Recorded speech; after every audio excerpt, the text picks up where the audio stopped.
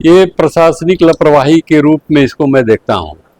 प्रशासनिक लापरवाही सरासर है, क्योंकि प्रसाद हॉस्पिटल में जब आग लगा कुछ लोग उसमें शहीद भी हो गए, मर भी गए, तो प्रशासन को चेत जाना चाहिए और अपना जो व्यवस्थाएं हैं उसको दुरुस्त करना चाहिए। सब कितना दिन से देख रहे हैं, जांच कर रहे हैं, पटना में जांच कर रहे हैं, मुजफ्फरपुर में कर रहे हैं, क्या जांच कर रहे हैं? लोग खाना पूर्ति कर रहे हैं।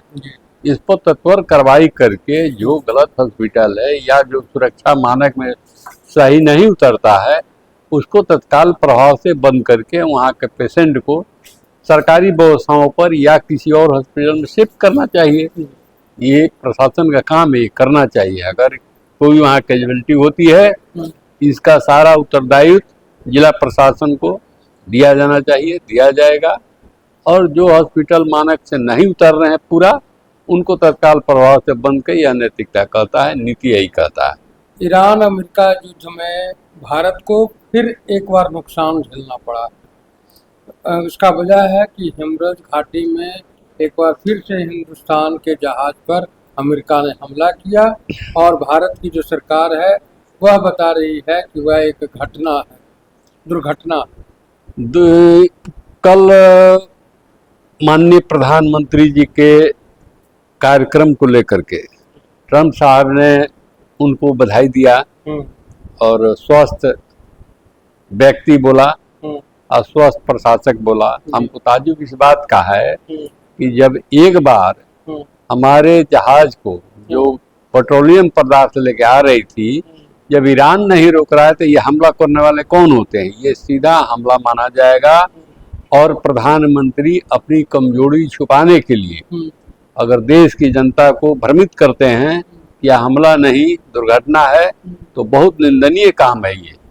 अगर श्रीमती इंदिरा गांधी या कांग्रेस का कोई प्रधानमंत्री होता तो अमेरिका क्या कोई करके देख लेता, उसको उसी भाषा में जवाब देता।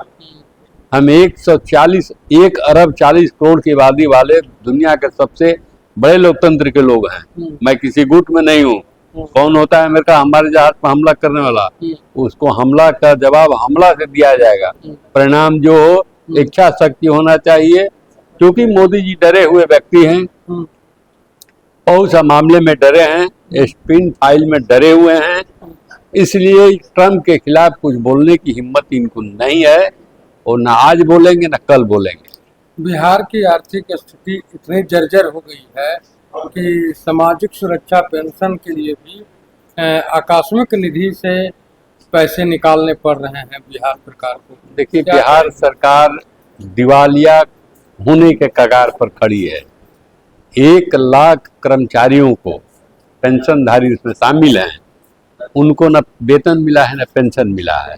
बिहार सरकार का स्थिति बिल्कुल दयनीय है और इस दयनीयता के पीछे बहुत से कारण है। पीछे में जाइएगा तो वोट खरीदने के लिए जो पैसा पानी की तरह बहाएगा, सरकारी धन, यह संविधान के खिलाफ है, नीति के खिलाफ है और मानवता इसको भी नहीं कहता है।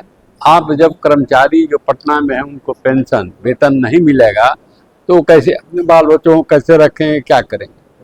आकस्मिक निधि का पैसा इसलिए रखा जाता है कि राज्य में कोई आपदा हो, कोई आकस्मिक समस्या आ जाए तो उसमें इस्तेमाल किया जाता है। ये पेंशन और वेतन देने के लिए आकस्मिक राशि को निकासी लोग कर दिया तो दिवालियापन है। सरकार दिवालिया हो चुकी है। क्योंकि अब इसके पीछे भी बहुत से कारण। देखिए, कोई इकोनॉमिक जानने वाला या पढ़ा लिखा व्यक्ति अभी सरकार में शामिल नहीं है, सब के सब जाहिल हैं। और भाजपा के प्रधानमंत्री नहीं चाहते हैं कि कोई भी बढ़िया पढ़ा लिखा आदमी उनके साथ रहे या उनके सरकार में रहे। जी सर, एक आखिरी सवाल है। मध्य प्रदेश में जो राज्यसभा चुनाव हुए उसमें भाजपा के 3 का 3 उम्मीदवार निर्विरोध जीत गए। मीनाक्षी नटराजन का नामांकन रद्द हो गया, उस पर सुनवाई भी कुछ खास नहीं हुआ, क्या कहेंगे आप? अभी देखिए, ये पहले तो वोट चोरी करते थे, अब राज्यसभा के वोट भी चोरी करने लगे। श्रीमती मीनाक्षी नटराजन का जो संबंध है, जो संबंध में खारिज किया गया है, यह एक साजिश के तहत किया गया क्योंकि मीनाक्षी एक बहुत ही शक्तिशाली नेता हैं, कांग्रेस की नेता हैं, और देश आज से नहीं एक जमाने से मैं उनको जानता हूं। उनका नामांकन को रद्द करना यह कानून सम्मत नहीं है। इसके लिए कांग्रेस सुप्रीम कोर्ट जाएगी, उसमें हम लोग भी पटिशनर होंगे। किसके कहने पर यह रद्द किए और क्या कारण से रद्द किए हम लोग को पता है, छोड़ेंगे नहीं हम लोग इस पर।